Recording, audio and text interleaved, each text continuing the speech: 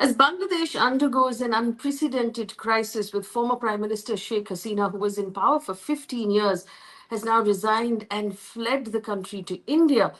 What began as a demonstration about a jobs quota quickly escalated into an upheaval against her and her entire government.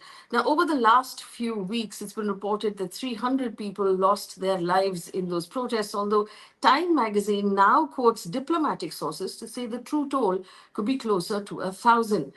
The chaos that has taken hold of the country since then has meant the violence has continued, especially against the Hindu minority. What will all of this mean for India? To help us answer that question, Indrani Bagchi, the CEO of the Ananta Center and the former diplomatic editor of the Times of India, joins us. Ms. Bagchi, thank you for making time to speak with us about this. My first question to you is this: with Sheikh Hasina out and unlikely to ever return to power, where does this leave India vis-a-vis Bangladesh in terms of our diplomatic relations and just safety in the neighborhood? Well, hi, Faye, and thank you for inviting me today. Um, the um, it's a setback for Indian foreign policy, most certainly. There's a security challenge. We Hmm. are Bangladesh, has been the largest recipient of Indian developmental assistance over the past, I'd say, over the past 2 decades. I'd say since 2009, since Sheikh Hasina came in, and that means it spans two governments of two different political parties in India. Um, there is a lot of integration between Bangladesh and India now in terms of connectivity, in terms of fuel exports, electric power exports. I mean, please remember that in the last couple of years, India now is the supplies almost 40% of the electricity in Bangladesh. Right. Um, it is quite unprecedented, the kind of integration that we have worked in. So it is a setback because on the security front, it's a very big setback because for to be fair to Sheikh Hasina, she was um, quite proactive in taking India's security concerns on board. She's worked hard to remove terror groups that targeted India from Bangladeshi soil. So and in a way, India has lost her best friend in the neighborhood. So it's a big setback. There are reports also that China may have played a backroom part in the protests over the last several weeks. What, in your opinion, would that mean for India if China now has a foothold in any way in Bangladesh? So, just a couple of things. One, China already has a foothold, fairly substantive foothold in Bangladesh. We must remember that Bangladesh army sources almost 70% of its equipment and weapons from China. And this despite the fact that India had given a $500 million defense assistance to Bangladesh. Bangladesh army preferred not to use it and instead kept their dependence on China. China has been given space to sell submarines, two submarines to Bangladesh, lease two submarines to Bangladesh. They were taking a port in Bangladesh called Sonadia, but I think under a lot of pressure from India, Bangladesh cancelled that particular port to China and gave it to Japan, gave another a nearby port to Japan. Um, so I would say China would be one of the beneficiaries of the current turmoil in Bangladesh. Um, you have to remember that there have been other factors in other uh, foreign players in Bangladesh. I mean, it's no secret that the US was not at all happy with Sheikh Hasina's government and has sort of been fairly openly critical for the last few years. So you could, I mean, there are allegations that the US itself has played a role in the current protests. But I'd say that, some after a point it becomes difficult for people to control it from the outside. A lot of it is Mm. organic, and was organic, and what we are seeing, we may have seen people spending money in terms of social media for, a protest or an organized protest like this for months, or certainly weeks, takes a lot of money, and takes a lot of so it's possible that finances came from overseas, but the protest is organic, and it's Bangladeshi. I think that is a whether I mean that's a speculative way to go, but we can certainly see that some of the beneficiaries would be countries like China and Pakistan. Another added concern to India. We understand that there is a 8% Hindu minority in Bangladesh, and reports say that 200 to 300 mainly Hindu homes and businesses have been vandalized since Monday, and about 20 temples have been damaged. Is that minority in danger, and is this a situation you expect India would intervene in any way, or could Uh, intervene in any way?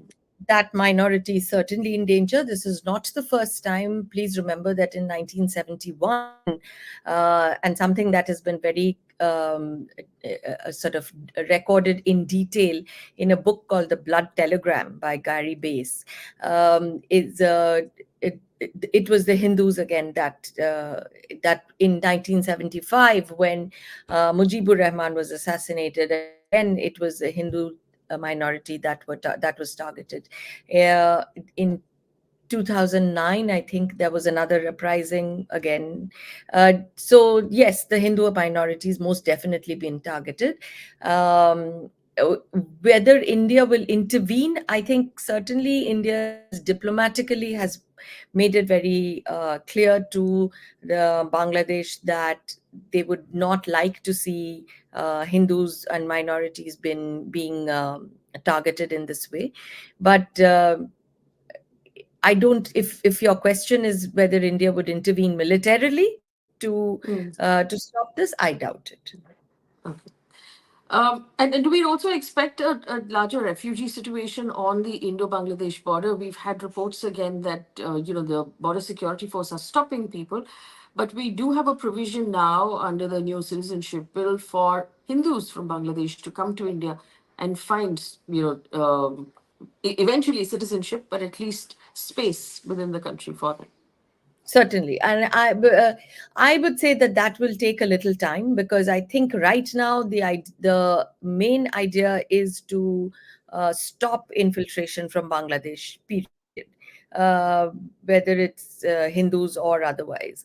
Um, I think they've already sealed the international border, but this is a very difficult border to police, because besides, let's say there are gaps. There are 54 rivers that flow from India into Bangladesh. We share Mm. 54 rivers. Uh, these are also shifting rivers, so it's difficult and to police that entire border. So I expect to see a lot of infiltration. Um, Whether they are Hindus, whether we can set up a system where we can filter the Hindus out, I don't know. But certainly, I would imagine that given that we have a legal provision right now, that some effort will be made to get the Hindus into a faster track into India than before. Right. But we do have now a new government, an interim government that's been put in place. This is headed by Nobel Prize winner Dr. Muhammad Yunus. What is your expectation from this government? My sense is the most important sort of work that an interim government has in Bangladesh is to restore stability, to restore law and order. We've seen reports of students manning the traffic checkpoints and clearing the waste. That is obviously obviously not sustainable.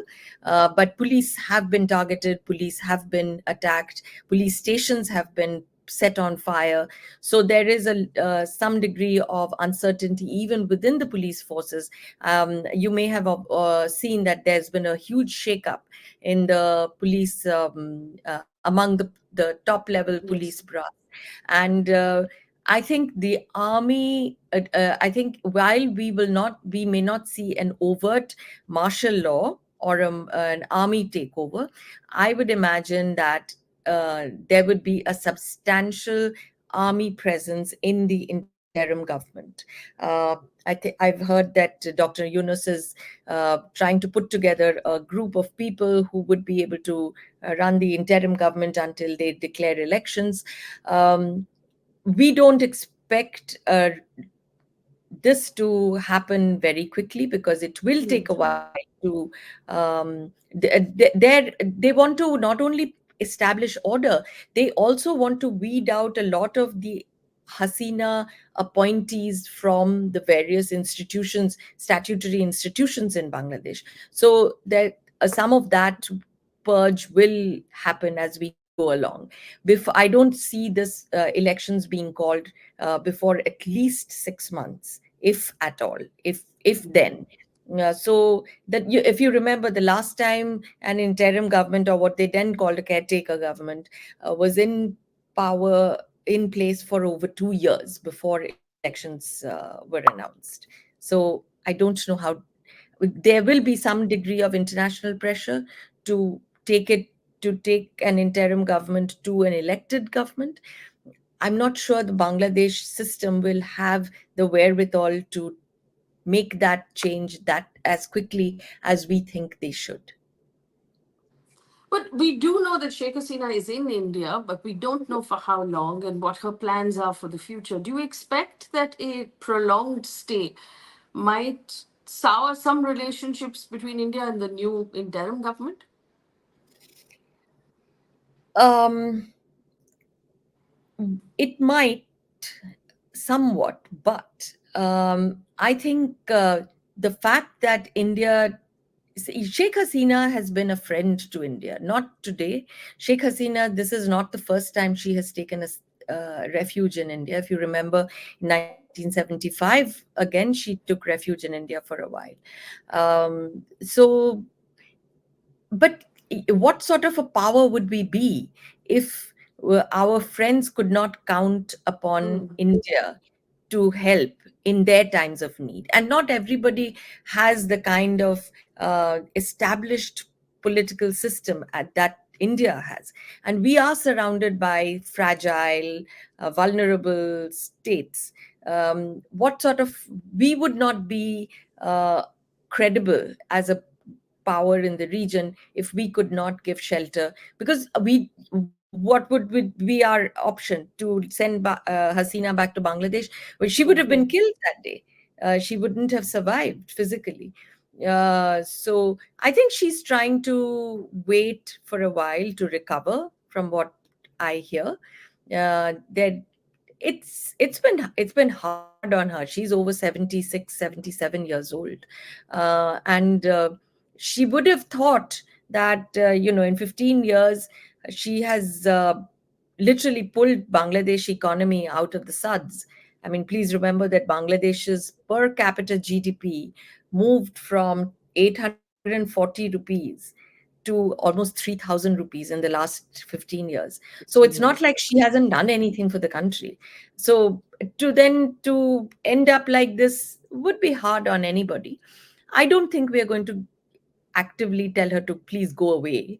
But it is also the political force that we are more comfortable with. Whether Hasina is at the head of Awami League or somebody else is, but it's that political force is of greater comfort to India than the other side. What do you expect would be the challenges before the Ministry of External Affairs right now for the team dealing with Bangladesh? I think the first thing would be to be able to get Indian nationals out of Bangladesh or to safety. Second order would be to to at least ensure that religious minorities in Bangladesh remain safe. Third, I think, would be to um, assure Bangladesh that India is not stepping in militarily, but that India's security concerns would be addressed. Hmm. Um, Fourth, I think, there are economic connectivity, all kinds of connections that have been built between India and Bangladesh. How much of those would be kept? How much of those would be leveraged for the new Bangladesh administration um, to as they are building themselves? Um, I think these would be the order of activity. Most important, to make sure that Bangladesh does not again become a haven for anti India Islamist terrorist groups. There is, I mean, the student wing of the Jamaati Islami Bangladesh played a large part, we understand, in the protest. Um, what is the impact of this group becoming active on the streets right now? It's not a good idea because which is called the Chhatra Shibir. The Chhatra Shibir is very closely connected with the Jamaat, which obviously means they're aligned to the kind of extremist ideologies that Jamaat propounds. The other is how much of this is an invitation to outside Islamist forces. Um, we are not clear about that, but that's something that is always a security headache where India is concerned. All right, Ms. Bakshi, thank you so much for giving me time this morning, and especially making time from Singapore, for we understand where you are, and answering these questions. I do hope we can chat more, and some sort of stability is restored in the region. Indrani Bagchi, there, the CEO Thank you. of the Anand Center. Thank you. Thank you very much.